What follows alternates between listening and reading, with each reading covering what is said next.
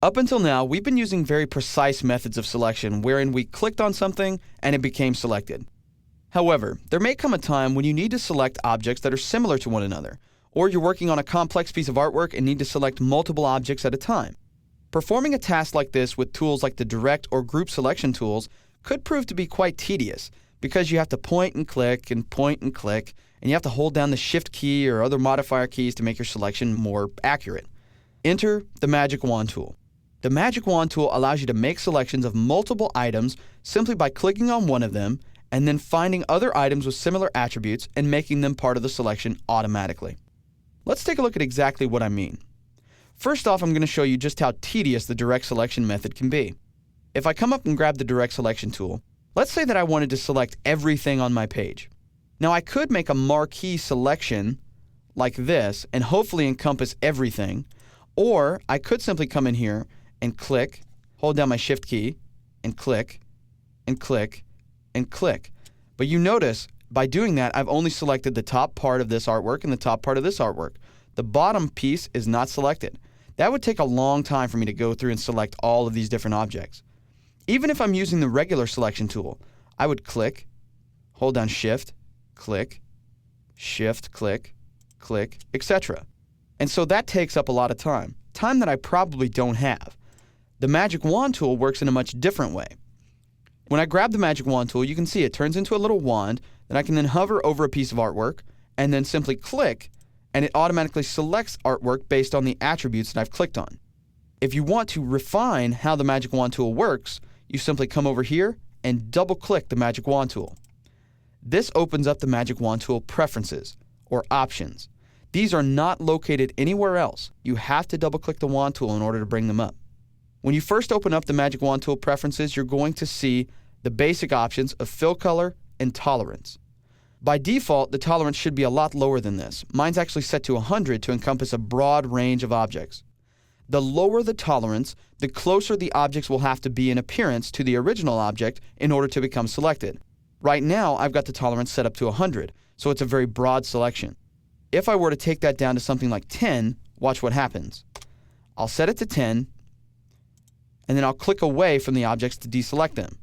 Remember before, when I clicked on this piece of artwork, almost everything on the page became selected. Clicking this object now, it only selects the objects that are really close to that neutral gray that I've selected. Notice, this area over here did not get selected, the bottom part of the apple did not get selected, neither did this heart down at the bottom either. Now in some cases, this is okay, because then you could just go grab the direct selection tool and finish off selecting the little parts and pieces that you missed. So for instance, if I wanted to select the apple and the heart, I just grab the direct selection tool, hold down Shift, click, and I'm done. But you see how much faster I got with that selection now that I'm utilizing the Magic Wand tool. Adjusting the tolerance is going to be somewhat of a trial and error process. So just take the tolerance and remember, dragging it to the left makes it more precise, dragging it to the right makes it more broad. So if you need to select a lot of objects on screen, try taking the tolerance up. If you need to select one or two similar objects, just take it down.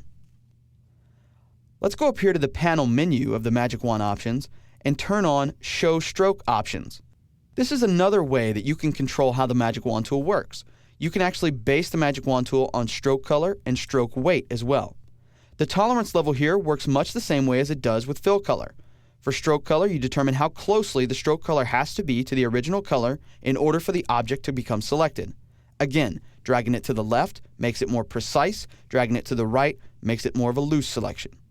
Stroke weight works the same way, except this time it's not based on color, it's based on the thickness of the stroke. In this case, the stroke is the border surrounding an object.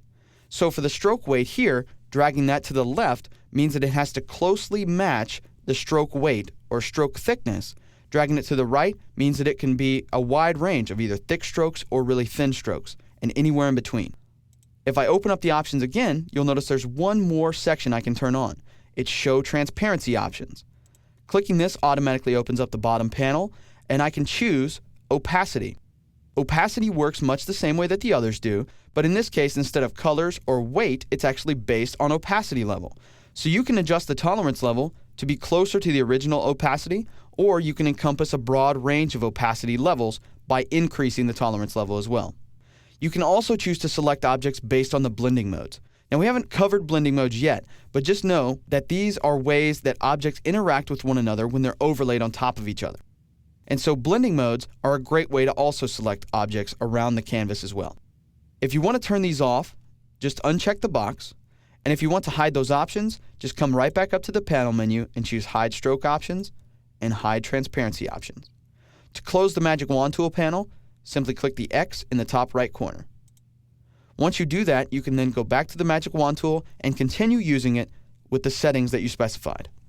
As you start to work with more complex artwork in Illustrator, you might find that the Magic Wand Tool becomes very useful when making selections, and it might even help you get a little bit more efficient and faster along the way.